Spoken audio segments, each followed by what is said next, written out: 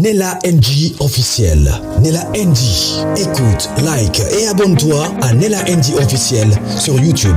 Nella NG officiel. Pour l'actualité musicale congolaise, art et divertissement, écoute la voix d'or. Nella NG te dit toute la vérité. Voici enfin l'histoire de la fameuse Fatou, la briseuse de ménage, la rivale de Madame Sandra Mboui, celle que la famille du pasteur Jean Bosco a choisie. Elle a toujours été là. Voici son histoire. En fait, l'histoire est tellement bien expliquée par des personnes qui étaient contactées, des proches de la famille qui ont contacté Nénéa et toutes ces personnes-là. Ici, je vais vous raconter son histoire, mais je vais mixer ça avec un live où une sœur qui s'est dit qu'elle est proche de la sœur Sandra Mboui, qui en a eu aussi marre, qui est montée dans les lives pour essayer de parler. Parce que, en tout cas, cette histoire, ça fait parler le monde entier. Voilà. La fameuse Fatou a été présentée à la sœur Sandra Mboui après la célébration du mariage. Elle, c'est ma fille spirituelle. Comme je suis mariée avec toi, d'office, c'est ta fille spirituelle. Mais au fil du temps, elle sentait, elle soupçonnait qu'il y avait un ça ne va pas. Jusqu'à ce qu'un jour, elle a attrapé le message de son mari dans le téléphone de Fatou. Elle a essayé de questionner. Fatou était en train de baver. Elle a essayé de parler à son mari. Son mari a créé une incompréhension. L'incompréhension les a conduits à la bagarre. Et c'est comme ça que elle a eu à supporter ça, garder secret. Elle a prié, elle a prié, elle a prié pour que Dieu lui donne la paix. Son mari avait promis qu'il allait changer. Mais rien ne s'était passé. L'histoire de l'infidélité, je rappelle que c'est une fois, que c'est deux fois, que c'est trois fois, que c'est infini. Voilà pourquoi dans notre communauté, il y a des femmes qui disent qu'il n'y a pas un homme fidèle. Dans notre communauté, la fidélité est devenue quelque chose de luxe et qu'on veut obliger la femme à rester avec un homme infidèle sous prétexte qu'elle ne va pas trouver mieux que cet homme-là. On oblige la femme à accepter n'importe quoi au nom du mariage. Je continue en disant que quand c'est arrivé comme ça, elle a cru son mari parce que son mari n'avait pas accepté directement. Vous savez, quand un homme devient infidèle, il n'accepte pas. Un jour, la sœur Sandra n'était pas à la maison. Elle est rentrée. Elle a commencé à frapper à la porte pour rentrer. La porte était fermée. Elle est restée là près plus de 10-15 minutes. Personne n'est venu ouvrir. Jusqu'à ce que son mari est venu ouvrir la porte. Il revenait de la douche. Alors que Fatou était assise au salon, en train de regarder la télé. Maman Sandra a dit, mais je suis frappée depuis longtemps. Toi, tu étais assise là, pourquoi tu n'es pas venue ouvrir la porte? Donc, bref, dans l'histoire que vous allez suivre ici, Maman Sandra était devenue étrangère dans sa propre maison. On voulait l'imposer une vie à cause du mariage qu'elle devrait accepter. Sa belle-mère aime cette Fatou ici. Sa belle famille, à chaque fois qu'il y a une victoire ou une fête, ils vont le faire chez Fatou. Pour la famille du pasteur, la famille voulait que Maman Sandra accepte cette condition-là, qu'elle reste à deux dans le mariage. L'histoire de Fatou, on nous dira que dans la vidéo que vous allez suivre, C'est seulement sur le lit que maman Sandra dormait avec son mari. Là où ils ont fait des enfants, c'est là où seulement son mari couchait avec son Fatou. On se pose des questions. Maman Sandra a eu des enfants malades. Ce n'est pas à cause de l'infidélité de son mari, puisque son mari est venu déjà infidèle dans le couple. Parce que quand il y a aussi infidèle, ça peut aussi tomber des conséquences sur les enfants.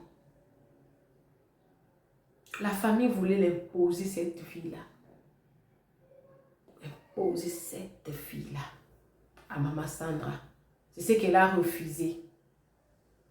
Dans les livres que je vais vous poster, il y a l'histoire des familles Fatou. Bon, permettez-moi de commencer d'abord par la grande sœur de... Elle s'est dit grande sœur de maman Sandra. Elle était montée dans les livres pour parler des problèmes qu'elle connaissait. Dans ces 7 ans-là, moi je me pose des questions. Dans ces 7 ans-là, il y a eu beaucoup de problèmes. Il y a des personnes qui nous connaissent. C'est très bizarre. Qu'il y ait des gens montent sur les lives pour expliquer des problèmes comme ça. Mais des personnes qui sont à Kinshasa, ils expliquent les problèmes comme ça. Les couples d'autrui. Mais malgré ça, je dirais aux jeunes filles, aux jeunes garçons, aux couples, ne reste pas avec tes problèmes dans ton cœur, sous prétexte que je ne vais pas exposer mon couple. Tu vas mourir. Moi, je ne condamne jamais la personne qui va se confier à une autre personne. Je condamne plutôt la personne à qui on était parti se confier et la personne là a sorti ces secrets-là. Parce que moi-même, je sais comment ça fait mal de garder les problèmes. Tu ne sais pas à qui tu dois l'expliquer. Finalement, tu vas tomber malade. Tu peux même mourir à cause de ça. Donc, je commence par les lives qui expliquent le problème de maman Sandra Mboui. Ce qui s'est passé dans son mariage là.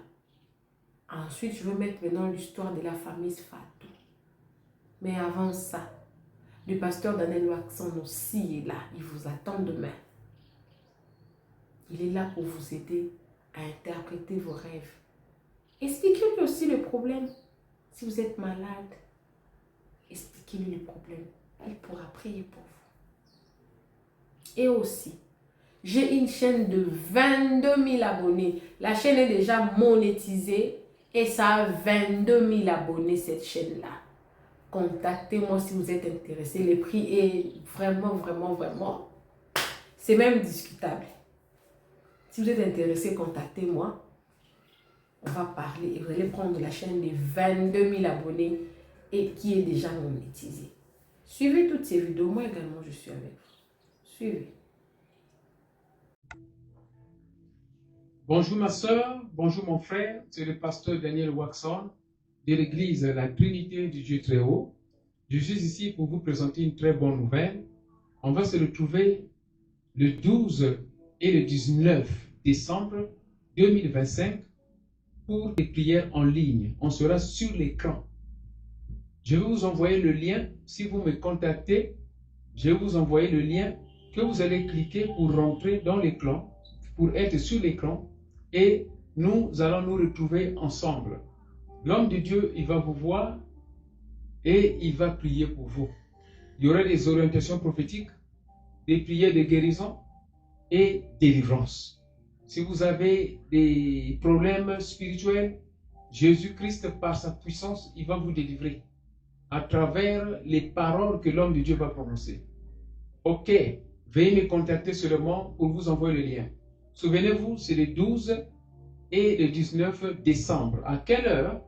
22h heure d'Afrique du Sud, 21h heure de France, 13h heure de l'Amérique, Arizona, et 20h heure de Ghana. Maintenant, 1h du matin. On dit présent, que ça puisse sortir. Sors! Au nom de Jésus-Christ.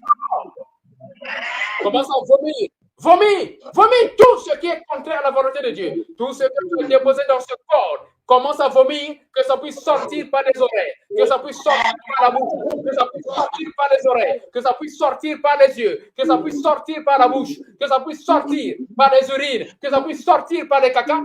Au nom de Jésus, par la puissance de Saint-Esprit, par cette voix devient la voix de Dieu. cette voix devient la voix de Dieu. Souvenez-vous aussi, c'est la même heure pour le 31 décembre. Même heure pour le 31 décembre. Donc ici, nous avons le 12 décembre, c'est un vendredi. Le 19 décembre, c'est un vendredi. Et le 31 décembre, ok, c'est un mercredi. Par la grâce du Seigneur, on va se retrouver à 22h. Toi qui es en Afrique du Sud, toi qui es en France, c'est à 21h.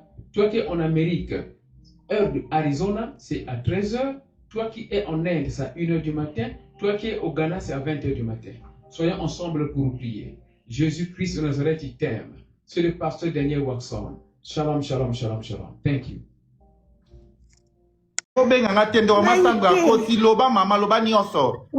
te papa mutu asengaki nakoma soki ni bakreye eloko moko boye ezanga mutu na makolo paster yoka yo oza chasse to nini akofinga mwasi akoloba oza kitoko te omona baex na nga te basi na nga na bima na bango baza kitoko baza pembe, tu n'es pas belle. Un homme qui vient il crache sur toi.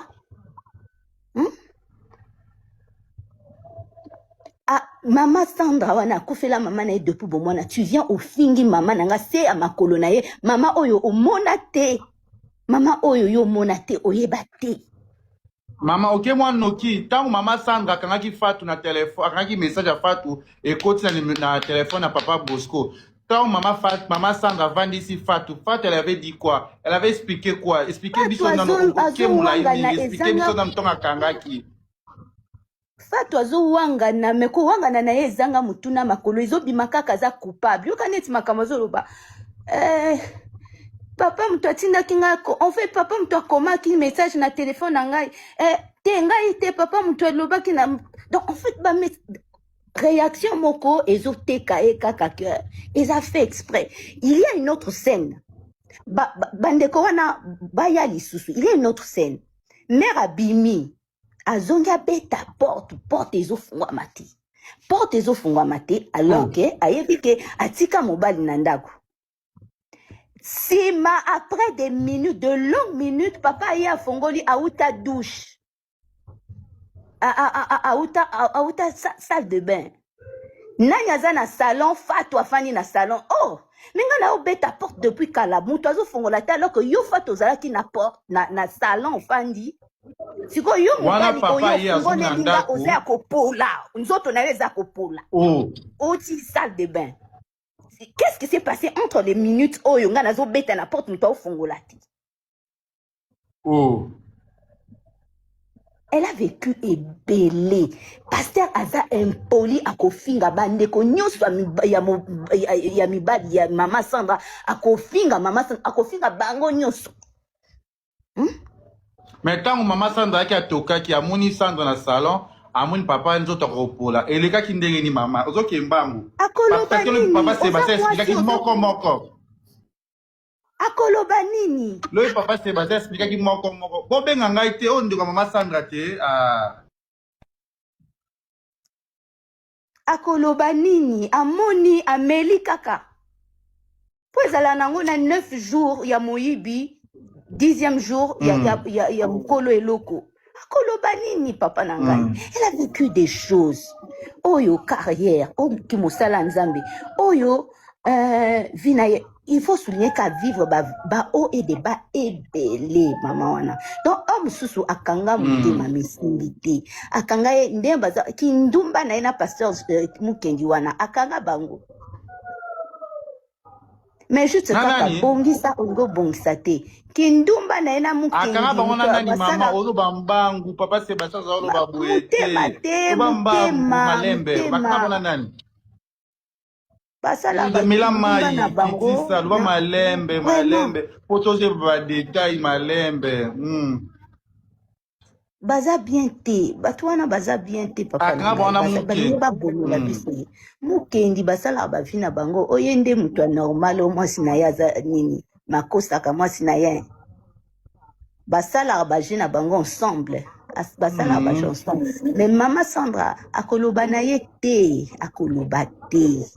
Mais comme tu yebi kakoloba te tokotika te basali ye donc bokanga bino nyonso bosali ba miniature ke babala vierge te iko mama na yebi te maman ndiko ma Sandra expliquer biso nanu babi ke bozo ça déjà mbongo ya papa balaki abalaka maman Sandra, c'est vrai depuis mois passé na habité bozo ça qui déjà mbongo na famille et pas lipasse ya pasteur Paul pas pasteur Bosco. Wana na koloba te po après na eu problème à santé na koti makambo ebele te pour dire vrai, vous comprendre, mais yango nde ezoloba dans l'entourage interne. Donc nyonso bazo sala wana eza lokuta. Makambo susu eza ya dangereux. Oye komaki pe ke batia vie na yo en danger neti bakateka mutu. Ils savent ce qu'ils font. Oye bike petit moko oya pasteur, petit na ye proche, neti to benga ye ka simba saki na ye. Un petit a rien du tout mamouki. Azo la que ça me sapait pas maman Sandra pour dire que on va définir en Belgique un enfant qui est tu et puis azo finga maman Sandra na misu ya pasteur azo lobelo côté ba faire vivre ba humiliation moko boye ba humiliation moko boye ki booster Sandra Mbouinaye o ya koka ko vivre te. Donc tina ye mwambuyi belle-mère wana ayambaka pasteur na fatu na ndaku na ye na sauf ni siko ba respecter fatu na pasteur bakendaka kuta na kuna et pas maman bokilo, ça ne se fait pas.